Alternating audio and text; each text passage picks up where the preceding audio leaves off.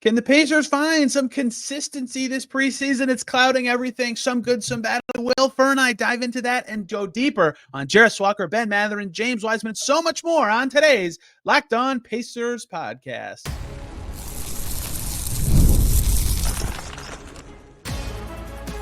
You are Locked On Pacers, your daily Indiana Pacers podcast, part of the Locked On Podcast Network, your team every day. What up, y'all? Happy Wednesday, and welcome into another edition of the Locked On Pacers podcast, where we, of course, talk about the Indiana Pacers. As always, my name's Tony East. I cover the team for Forbes and SI, and today we have so much to get into. More preseason chatter to come, diving into some of the most interesting players that we've seen in this Pacers preseason action so far. Will Furr is going to join me. He's been locked into these games, messaging me about him along the way. We talked a month ago, and we're going to do it again today. We talk a lot of Jarace Walker, some Ben Mathurin, some James Wiseman, some Ben Sheppard, and lots of other stuff in between, getting into the consistency issue, air quotes, for lack of a better term, that we've seen from the Pacers in these preseason games. Can they show some consistency in this final game on Thursday? Who will we even see play? That will be very revealing. Tomorrow, another guest on another show talking about some Pacers topics heading into the season. And then Friday, of course, talking Pacers Hornets. And then it's time for the real stuff. So lots of good stuff coming. Will was great. Let's just jump right in. Preseason Pacers hoops. And there's several reasons that the guest we have today is the perfect person to do this. One is because we played each other in fantasy football this past weekend. And before the season, I admittedly said in my league with this person that my team stinks. And they're actually doing okay. And I won. So sorry, Will Furr. You have to hear me say that to lots of people. Two, Will Furr messaged me during the late in the Pacers-Grizzlies game about Kawamura and keeping him in the NBA and maybe even with the Pacers. And no one is that locked in to preseason games. And three, he knows what he's talking about. And that is the perfect person to have on to talk some preseason hoops. Will Furr is back. Will, how are you? Are you glad the NBA is back? Is your life restored in order? I'm good, and I definitely am glad. Wife and I have tickets to the home opener, so looking forward to it. I selfishly hope Paul George plays. That is my hope for the home opener. It will lose a lot of sting if that hyperextension keeps him out for that. Obviously, the Pacers' chances of winning go way up if he does not play. Right. Less entertaining, though. Yes. It sucks that their home opener is travel from New York, front end of a back-to-back, and then get out of the state again. That's a tough way to start the year, but they'll be ready for it. You know what they have not been ready for is the start of any of their preseason games. They have been completely atrocious in the first quarter. While these picked up the pieces along the way in all of them. In fact, I think second through fourth quarter, they've won of all three games, but they did not play well enough. I think Atlanta might have been a tie, and doesn't matter with how bad they've started some of these games. And we can talk about that, but that kind of stands to the point I have of one issue I've had evaluating some of this Pacers preseason is that if you look statistically at a lot of players, like pretty solid shooting splits, maybe you could say, Myles Turner can make some more threes. That'd be great. But nobody who's important is shooting worse than like 47%. Aaron Nesmith's at 44.4, right? So, okay, efficiency's good. Threes are going in at about the rate you expect for everybody. Stats look fine for the minutes everybody plays. The problem for me personally has been it's come not just like they're playing at that level the whole time or they look like the same player. And it's preseason. I don't want to get like worried or say it's like I'm concerned or anything like that. It's just been very weird that it's like really great stretch and really bad stretches throughout every game. The consistency has been really hard for me to analyze. It has been a long time since the Pacers have had a 4-quarter team anyway. That's true. There is always a quarter that they suck in, and apparently we're seeing the beginnings of it this year. I understand not being psyched for start of preseason games, but at some point you got to be like, hey, this is not acceptable. Third quarters were a thing for a while. God, how bad were they in the clutch? That last McMillan year, I think is what it was. First quarters last year. It's always something, right? And I don't know what I think most teams probably think they deal with this, right? Unless you're like the best teams in the league. That's why you're the best. You're consistent all the time. And so it's preseason, so it probably doesn't matter. It's just harder for me to like zoom out and evaluate what's actually happening when it's very pocketed and different. That said, I think if I had to point to somebody who I think has been consistently pretty good, I'd say outside of the first quarter last night has been Jarace Walker. Jarace Walker has a very interesting preseason to me in that, one, he's in the rotation at all. That surprised me, although now that they're doing it and he looks the way he does, it shouldn't surprise me. He looks good. He's playing a new position completely with a bench group that he didn't play a ton with last year, right? The starting five from their Memphis game had never played together ever, despite all those players being on the Pacers last year. And a lot of that's because Jarace was in it and was playing a different position. And so for a guy like that to admittedly playing against some bench players a lot of the time, but still he's doing very well. Currently at 60, 54.5, 71.4 splits with 11.7 points, 4.3 rebounds, 2.7 assists per game, positive plus minus, which is a rarity for some of the Pacers rotation players right now. I think statistically that is already good. And he, again, the first half against Memphis wasn't very good, but has been largely pretty good in the preseason on offense especially, but has been noticeably more, engaged defensively, not gambling as much, which was the problem last year, staying with his man. I hope the Hornets play their guys like the whole game. So he's going against real NBA rotation players, but he was in Atlanta, right? So I've been impressed with Jarace's preseason. I think he's probably been the most consistent standout, at least compared to my own expectations, to performer for me so far. Yeah, I'd agree with that. I find it interesting that they're still turning to sometimes where they have Jarace run the offense. And I know in the last game, TJ was out, Tyrese was out. That was kind of a necessity. But I find it interesting that he's the next non-point guard. He's running the offense, and even Quentin Jackson isn't, and he's ostensibly a point guard. And I love that they're doing that. I think when we talked last month, I mentioned I thought he'd get some time at the 3 this year. That was what I was hoping for anyway. You were all over that. Yeah. That's your thing. And I'm glad to see it's happening. I think that his defense can make a real impact there. And obviously if he's just a good 3-point shooter, if that's just how it is, he'll have to play. Agreed. Just a fine, not even good, like fine, acceptable 3-point shooter, right? Is probably good enough, honestly, because he can handle, and that matters. They haven't really had that on the wing ever. So some things that have really stood out about, one, what you just said, into like the history of Jarace Walker. I always bring this up, that played point guard at IMG for that year. It was a big, he mentioned it when I had his high school coach on this podcast. He brought it up then. Like, it was a thing that's very unique for his background, that he had that stretch of time. Rick Carlisle at practice was like, yeah, that's like too overblown, right? It's the NBA now. It's different. It's not something that should be like thought of for him when he is playing. And I get what he's saying, and that makes sense. But his handle still, like, you're right, that especially in the fourth quarter of the Memphis game, right? Yeah, Quentin Jackson was out there, and they're like, no, we're playing through Jarace. He's going to handle. He's going to dribble around screens. He's going to try to attack the basket. And that was happening. And that isn't just with those crap units. Sometimes, like he started against the Grizzlies, and that group had Nembhard and Mathurin out there, and they still initiated with Jarace a few times. That was crazy, though. They had like Obi Toppin at one point was at the top of the key dribbling up. I'm like, what is going on? But they were Toppin bringing the ball up the court was a fun thing to watch. More than once. But that's what the Pacers do. Like, whoever gets the rebound, if you can handle it, go do it. I wanted to see Nembhard have the ball a lot in those lineups. Either way, Jarace was doing that kind of stuff, and he really came alive in the fourth quarter when he was really asked to do it. It was against the Grizzlies, 16th through 20th guys, but he should be looking good against that group. So that has been interesting. That, yes, it's probably overblown how much he did it when he was 16, 15 years old, but his handle does look good. That's what he did a lot in the G League last year.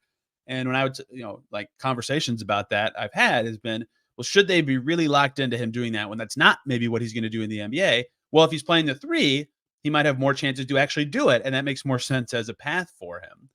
So that's thing one that matters. Obviously, the shot is another one that's important. And the third thing that Rick's talked about, I'm talking for way too long, sorry, is that positional changes very rarely happen from a bigger number to a smaller number in the NBA. Usually it's 2 to 3, 3 to 4, 4 to 5, whatever. And that's done for various reasons, whatever. But usually the reason that it's done smaller to bigger is because you're trying to get the skill on the floor at more spots, right? And so usually like the lower number players can handle more or shoot better or whatever, and so they're now doing that at a different number on the floor. Very rarely does it go the opposite direction, and so that's kind of the harder part about this. Is Jarace is moving into more of a skill position as opposed to a spot that can be just like, hey, set some screens and play some defense, like be a really quality four in that way. And he's still fitting in pretty well like that. Now I don't really know what a positional change truly means in the NBA. Like when Jarace has talked about it, he's like, yeah, the way our offense plays, it's really not that different, right? It is in some ways, but not really. It's more so on defense. It's more so who he's guarding. But the fact that, so to sum up the million things I just said, the fact that he's going through that change, he has this unique, albeit maybe over-discussed background, and the fact that he's made it all work in these games, I think is a very good sign that, and they wouldn't have forced him to go through this. Force is the wrong word. They wouldn't have pushed him to go through this transition change if they didn't want to play him very quickly at that spot. Perhaps that should have been more telling that he'd play this year.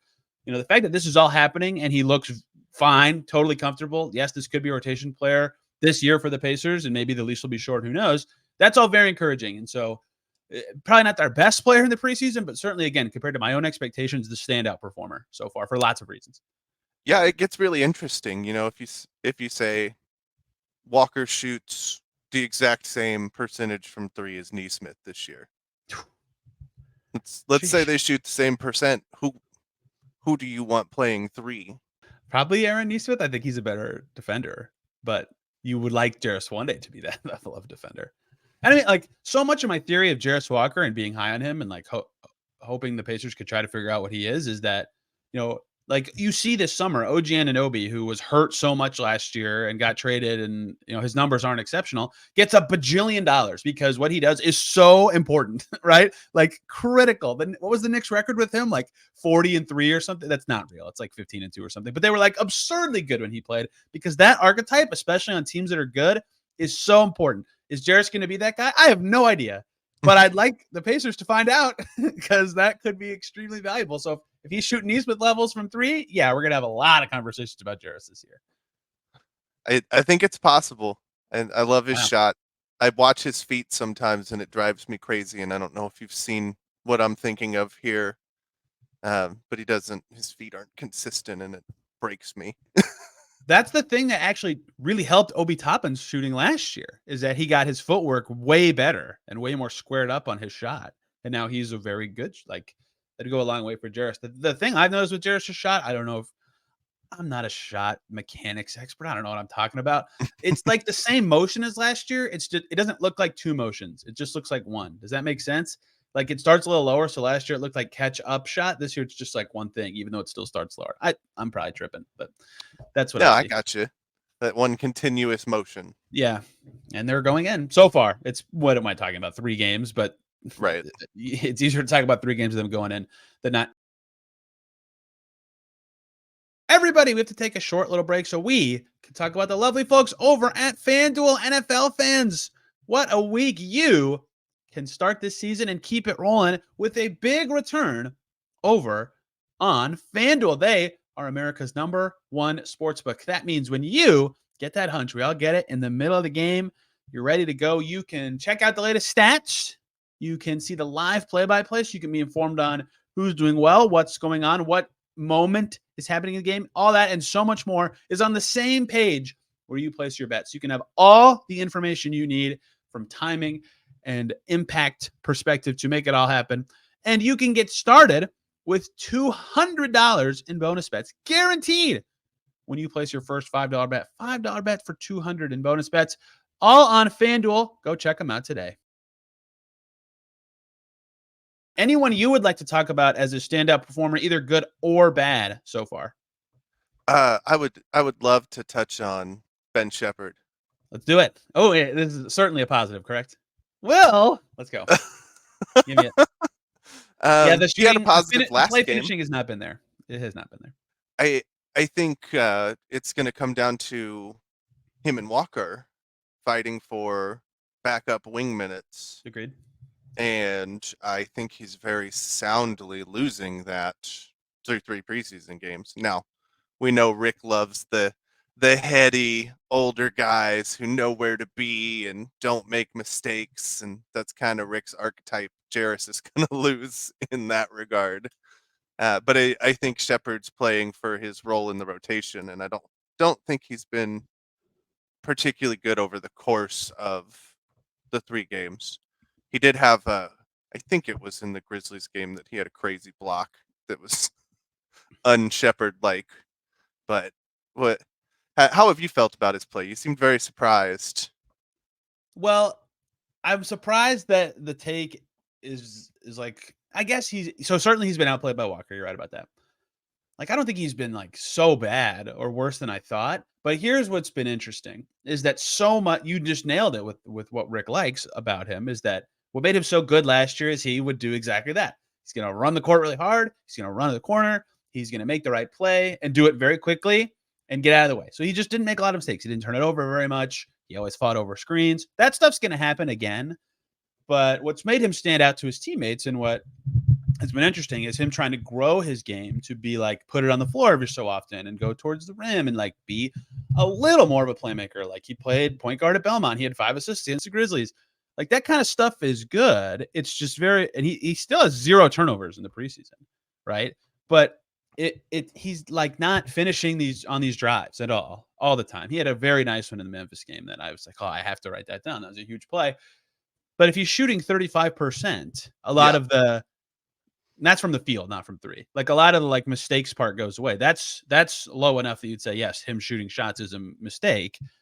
And I think he should be a better finisher than that. I still have this perception that he's a shooter, even though he didn't have that good of a percentage last year from 3 during the regular season. He shot it well in college. He shot it well in the playoffs. But yeah, that was his draft profile, right? Yeah. And I think other teams treat him like a shooter too, right? Like that matters a little bit.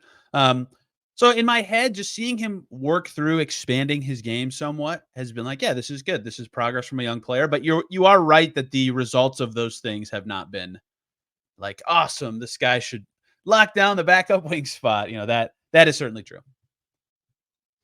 That was my lens. Not that I think he's been a bad player, just that I think he needs to outplay Jarace, and unless he just goes off on Thursday, I don't know that he can win that battle at this point.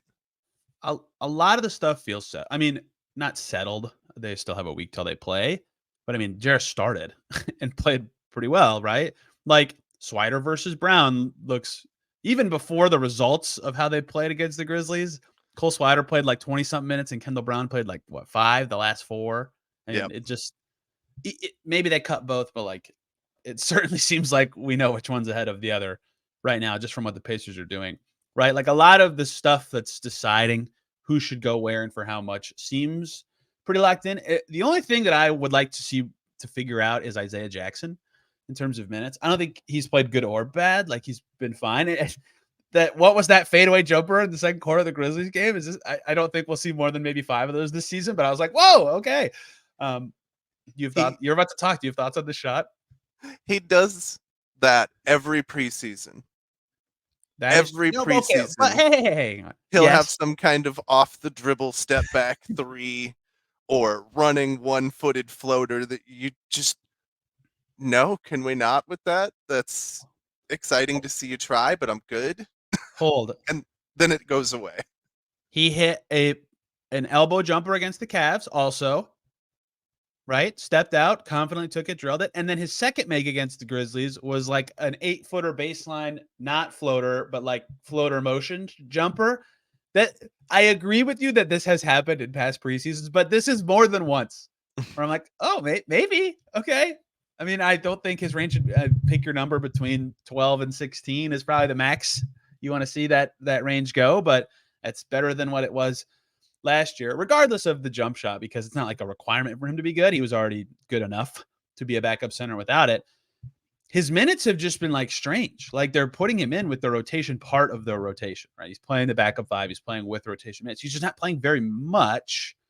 And he was hurt. He had the groin thing. So I don't know. Wiseman had the groin thing. I'm sorry. He was out for a little bit during camp. I can't remember what his injury was. He missed the Hawks game, but I've just been very intrigued by his rotation spot. He's the blocks guy. His defense has still been that. We know he can jump out of the gym. He did definitely struggle with Edie. Edie's enormous, but he's at 2.5 blocks per game. Nobody else on the Pacers even has 1 block per game, right? Like, he's definitely stood out in that way so far. He's been fine on the glass, but his efficiency isn't really there.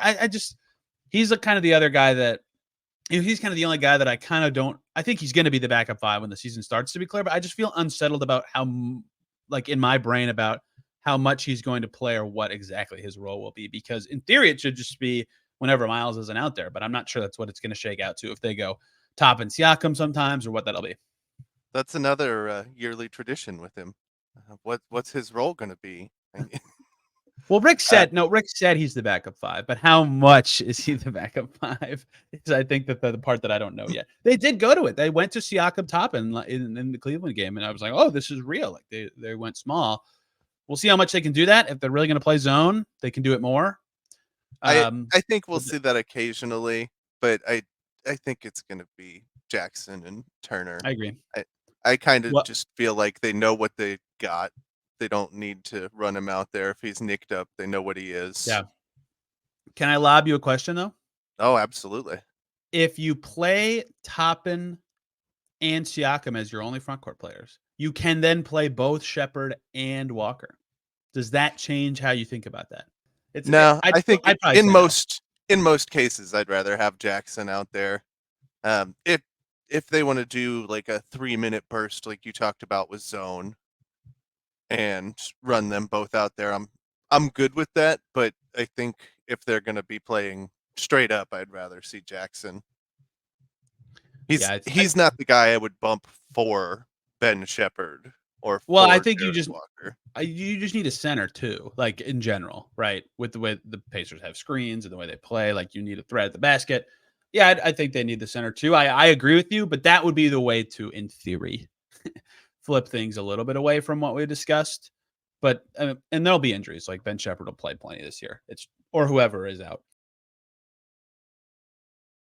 One more break here, guys. We got to talk about the great folks over at Gametime, the best way to get tickets to the comedy, music, theater, sporting events, whatever, near you, for so many reasons. They take the guesswork out of buying tickets. They have curated deals to make it easier to find the best prices. They have super deals. You can have the seat views from the arena or venue before you buy. They have their lowest price guarantee. You can toggle off hidden fees so you don't get to the end and you're surprised by the price. That is all exactly what this process should be like, and Gametime has it all. They'll even credit you 110% of the difference if you find cheaper tickets in the same section row elsewhere. That is what makes Gametime the best. They have a new feature called Gametime Picks that makes getting tickets even easier. They take out the fluff and only show you those incredible deals, so you don't have to waste your time searching through. But if you do search through to figure out exactly what you want, there will be no guesswork. Download the Gametime app, create an account, redeem the code LOCKEDONNBA for $20 off your first purchase. Terms apply. Again, create an account and use the code LOCKEDONNBA for $20 off. Download Gametime today. What time is it? Gametime. Anyone else want to get to her? Can I just pick another player off the grapevine? Go for it. I think it's your turn. I picked Sheppard. All right. Can we talk about Ben Mathurin for a sec? Yeah. Okay. Awesome peak. Like, wow. All right. That's it. That's the guy. And then you look. So 22.8 minutes clouds this. Like, think about if he was playing closer to 26 or 27, what these numbers would be. 15, 2-2 with 1.7 turnovers, 45, 41, 91 splits. Really inflated by one game. But that game happened. And so I want to talk about Ben Mathurin to say, I think this is going to be a similar discussion to last year, where he looks a little bit better, maybe significantly better in some ways, at a lot of stuff he needs to be better at, but it's just going to be about consistency and doing it every single game versus not sometimes and not others, right? And I don't want to just be like, oh, it's all efficiency, or like if the shots are going in, we'd be having this conversation, because his numbers are good from an efficiency perspective. That's a good thing, right? If he's more efficient and it's the same players last year, that's still a better player. It's just, it has to be all the time. And it's so hard to take away. His worst game was the Memphis game. And it's so hard to take away stuff from that game in some ways, because they didn't have their top creators at all. But the high peak followed by that game just I don't, again, 2 preseason games. I don't want to get too bogged down, but I'm wondering how much the discussion about him this year will be about consistency within his growth. I have a major concern for him going into this year that I think ties into that question. We didn't get to see a lot of him after the NBA completely and totally didn't refocus the way that they officiated games. Yeah, for sure. And a lot of what made him special was his ability to draw fouls. And he didn't do it in the Trae Young, get a guy on my hip, stop on my tiptoes, flail kind of method. Obviously, he's getting to the basket. Real He's ones, going yeah. through guys. But even if he loses, one foul a game that way, that's a couple of free throws. I think consistency, like you said, is going to be an issue this year with that, and kind of with his role. Whether he gets to the starting lineup, I don't think he's going to. Or whether they're trying to have him as this kind of sixth man assassin. I think that archetype, wherever you put his skill set, is still going to have some up and down times. I did notice he's taken some off the dribble threes, and they look good. They do. I enjoyed that. Yeah, okay. I have lots of stuff to say about what you just said. I feel like I'm rambling so much today. I'm sorry. Okay, 1, Rick called him a starter who just happens to be the sixth man. Like, he's probably going to get pretty close to starter minutes. 2, when it actually comes to really starting, if that's something that matters to him, it's not about his ability level. He's good. It's all Neesmith and Nembhard start because they fit better, right? They just do. It's just reality. So if he's a way better shooter or a much better defender, he'll start. Like, that's what they need him to do. And consistency is a part of that. He had moments against Desmond Bane where I was like, yeah, that was a pretty good defensive rep. And he had other moments where I was like, oh, you just completely lost Desmond Bane, who's been the best scorer for the Grizzlies tonight. So that'll be a big thing for him, for sure. Rick brought up the foul thing too, twice, I think, because that is huge. It's a big change, right, from his rookie year. I will say this, 22.8 minutes per game. He's still got 3.7 free throw attempts per game in the preseason so far. I want to put like a graphic of an asterisk just straight up on the screen. So everybody, like, every time I say preseason, like a sound happens or something. So everybody remembers it's preseason, but that is the highest number on the team. And he's making those free throws. He's still getting to the line now. The other thing Rick said about him when I asked about Ben's progress and him study, because he said he studied his own film a lot this offseason, was he's not, and this is noticeable, he's not driving into traffic as much, right? So what if, let me just reason with what you just said. What if the trade-off is, yes, that one foul that previously happened doesn't happen, but instead it's a rep where he's not driving into traffic and instead getting the ball to someone else, right? That's worth it. If the rep is he's driving into traffic and not getting a foul and missing a shot or missing a pass, yeah, that is a bad trade-off. But if the trade-off is, oh, that foul's not coming, let me get rid of it, and it keeps the ball moving and the Pacers can play the way they want, where they pass the ball a gazillion times and someone's open, then it will be fine. And that could be the consistency. So we in Detroit last year, maybe his best game of the season, that was a pass and a crafty one, and they won that game, and he was a huge part of it.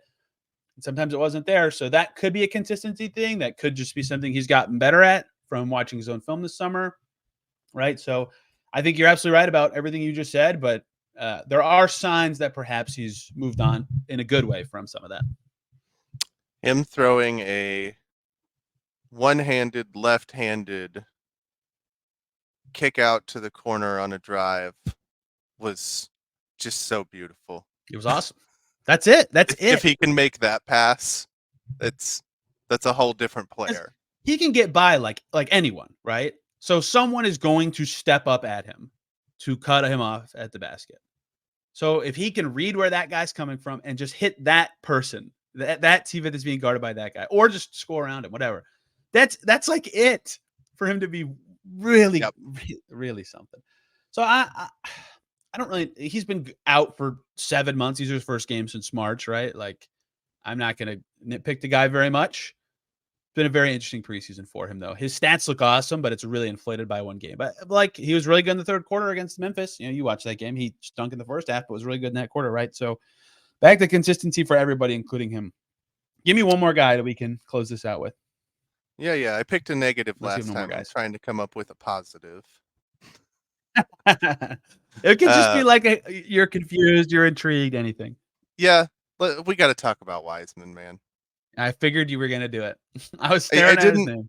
I didn't want to go struggle, but we got to talk about Wiseman. Oh, okay, the last interesting. one. It's just so clear what he is, right? especially on this team where their offense is very good at getting big men good shots. He's going to shoot 80% every night, and he's going to have to defend better throughout the season, right? Yeah.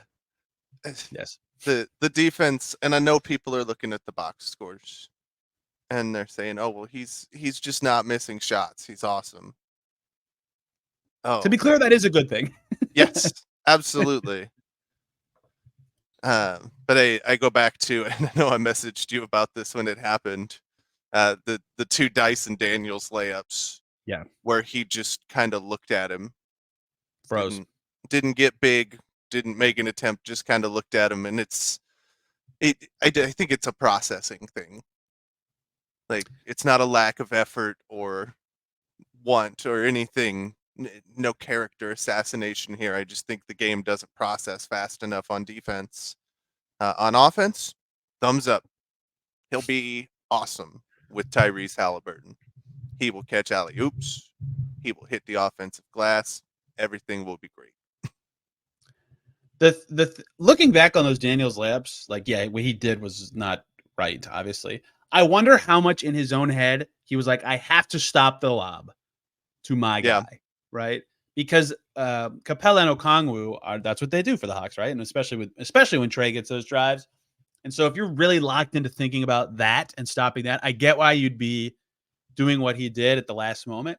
The best defenders, figure out instinctually when they should bail on that assignment, right? And try to stop the ball. Right.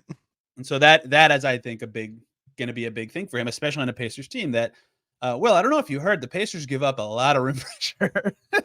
That's going to be doesn't sound like them. Isn't Nate McMillan this team's coach? Then defense. Even in this preseason, they've given up too many drives, way too many drives.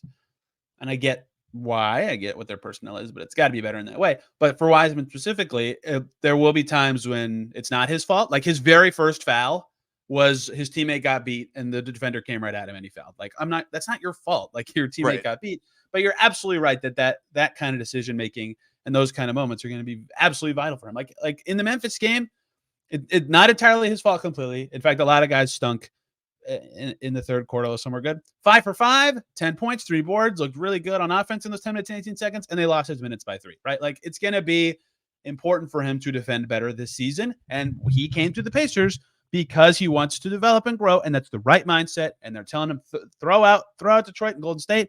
Forget that. You're here now. Let's do this thing. Yep. And Isaiah Jackson's gotten better here, and Jalen Smith's gotten better here. We can do this with you, but the offense has been awesome. He doesn't miss. He takes good shots, and a lot of them are good shots because, hey, I'm huge. I'm James Wiseman. I can just dunk right now. And if someone on my team misses, guess what? I'm going to be the first guy to get to that ball in the air. That's good. That's great. But the defense is going to have to be just enough to make all those things positives. Because so far it's been, I'd say, neutral-ish. So it's been it's been very interesting to see what he is in a new system. He's such a good offensive fit. I just want to see some defensive stuff. Like the Pacers desperately need to put in a call to Dan Burke. Hey man, come back. Yeah, that would be a big change from their current defense. You know what I do wonder could help Wiseman and really a lot of guys on this team? Is this zone stuff they're sprinkling in? Is this going to work? Is this going to be a thing? It has had success in terms of getting stops and having an impact so far. Is that because it's preseason? Is that because it's new? Or is it actually successful? If that's a way to cut off drives, yeah, go crazy. Maybe you give up threes you don't want to give up, but maybe that's a trade-off they're willing to live with. But no team goes heavy zone anymore because of how good everyone is at shooting it now.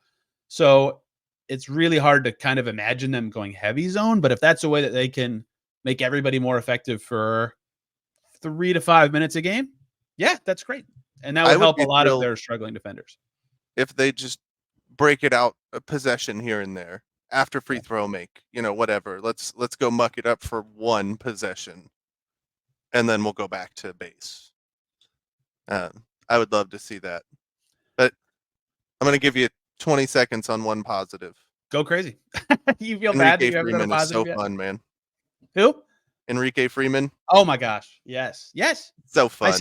I said this in the roster battle. If you were just straight up ranking them 1 to 19, he's definitely in the top 15. He's certainly a roster guy if you're just doing that. Now that's not how they decide who's on the team and who's not, or what contract they have. But yeah, oh my gosh, he hustles his tail off. He gets rebounds, very efficient, very, very, very good instincts as a defender at the rim, which I've been like, whoa, like you're a first-year player. That's been really impressive to me. Steals and blocks are there. You got to have better hands. I think that's going to be something that I am looking at with him. But yeah, he's really standing out on both ends, which is not like a good defender, but I'm like, oh wow, this is you actually look like you understand what's happening on defense and you're a first-year player. Like that's really impressive. Yeah, totally competent looking but he was undrafted, or no, they got him in the 40s. 50. Okay. Yeah. But if you can get competent defense there, perfect. Yeah. I'm rooting for him to get the last roster spot. I don't think he will. Maybe later in the season he could get a promotion, but I guess we'll see. Yeah, I think that like remember the Terry Taylor route, right? He was like, oh, this guy's so clearly awesome in the G League and is a really good rebounder, and they kept him, and then they promoted him, and then he was on the team. Maybe something like that is in his future, because he looks very like if he was 1 inch taller, he would have gone probably 30s, right? Because it's hard when you're 6'7" and built like that with that skill set.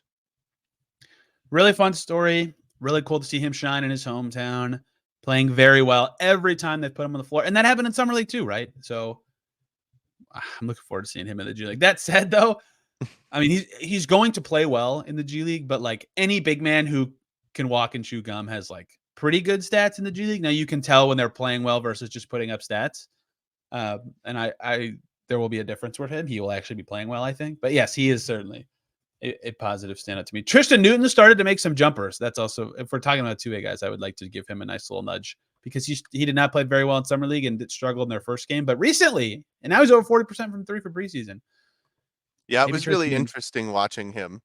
I can't get past the T-shirt under the jersey, though. I don't know. My brain wants to take me to a different player every time I see it.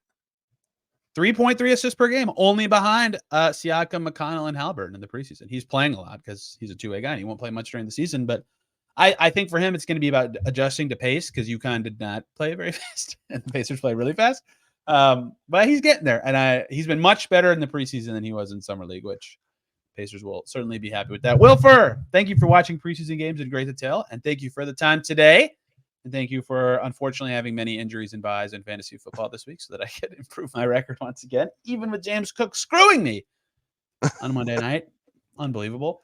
Where can people find you and the things you have to say about the Pacers?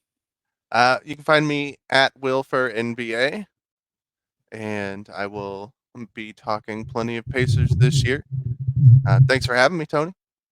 Always a pleasure. And I'm always glad that I know people are diving into preseason games. I know Happy to help out. But it's always so interesting when people like really want to talk about them, but also are like, yeah, it doesn't matter. They can't both be true. I think they matter. You're learning a lot about the Pacers, and we're learning a lot about all sorts of stuff that will be decided on in more detail in the next 9 days. Tomorrow, presumably another guest. We'll talk a little bit of Hornets. We'll talk a little bit of Pacers. More preseason stuff. I got to get my act together, but it'll be great. I promise. And then, of course, we'll be talking about the Hornets game on Friday. Till then, everybody have a wonderful day.